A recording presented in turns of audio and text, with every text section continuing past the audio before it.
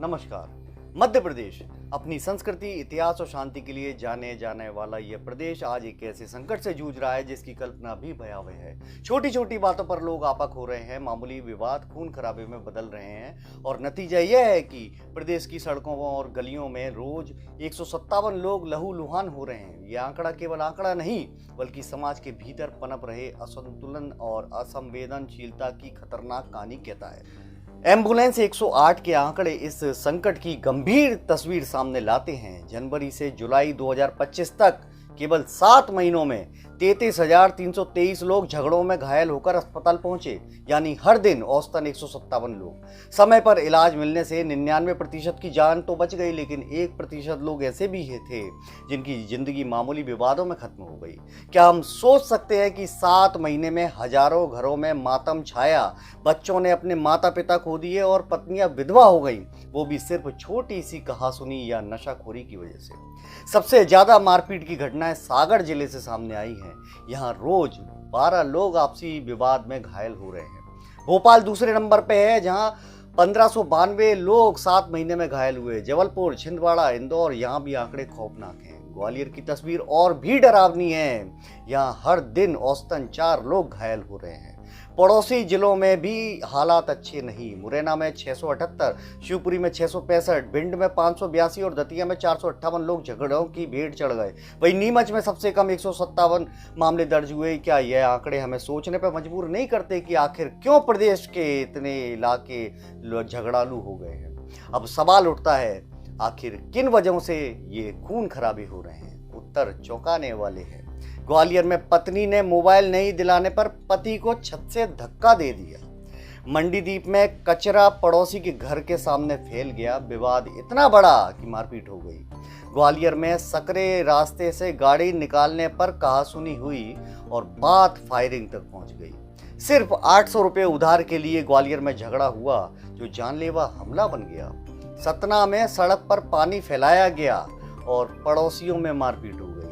भोपाल में गाड़ी खड़ी करने को लेकर विवाद हुआ और खून बहा। सोचिए, छोटी छोटी बातें जिन्हें बातचीत से सुलझाया जा सकता था, वहां खून खराबा क्यों हो रहा है? क्या हम संवाद खो चुके हैं? क्या सहिष्णुता का अर्थ मिट चुका है? यह स्थिति केवल आम जनता तक सीमित नहीं। पुलिस जो कानून व्यवस्था बनाए रखने का जिम्मा संभालती है, खुद भी सुरक्षित नहीं है। पिछले 1.5 साल में 5 पुलिसकर्मी शहीद हुए, 612 पुलिसकर्मी घायल हुए। उज्जैन, राजगढ़, इंदौर और भोपाल जैसे जिलों में पुलिस पर सबसे ज्यादा हमले हुए। सोचिए, जब वर्दी पहनने वाला सुरक्षित नहीं है तो आम जनता का क्या हाल हुआ? आखिर इन घटनाओं की जड़ क्या है? सबसे बड़ा कारण है नशाखोरी। शराब, नशीली दवाओं और अन्य व्यसनों ने इंसान का विवेक छीन लिया है। दूसरा कारण है जमीन जायदाद के झगड़े। लालच और संपत्ति की होड़ रिश्तों से बड़ी हो गई है। तीसरा है पुरानी रंजिशें और मनमुटाव। एक छोटी सी चिंगारी पुरानी दुश्मनी को भड़का देती है। चौथा कारण है अनुशासन और सहिष्णुता की कमी।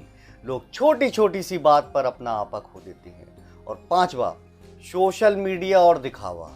स्टेटस लगाया, फोटो वायरल कर दी, कचरा डाल दिया और हिंसा तक पहुंच गए।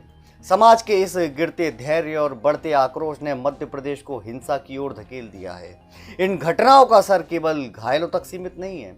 हर घायल व्यक्ति के पीछे उसका परिवार है, उसके बच्चे, पत्नी, माता पिता, जिनकी जिंदगी एक झगड़े के बाद हमेशा के लिए बदल जाती है। एक अस्पताल का बिस्तर, खून से सना गमछा, रोती हुई माँ और चीखते बच्चे।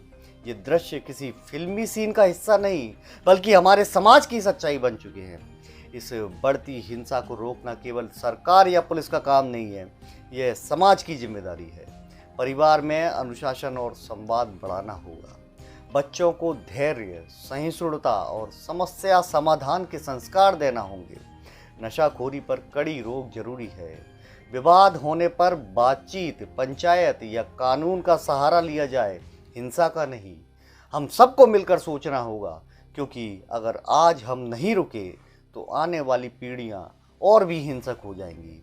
छोटी छोटी बातों पर हिंसा किसी भी समाज के पतन की निशानी है।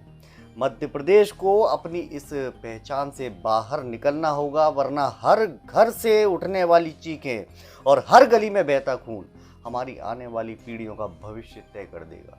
आज समय है रुकने का, सोचने का और बदलने का, क्योंकि जीवन की कीमत किसी भी विवाद से कहीं ज्यादा है। नमस्कार।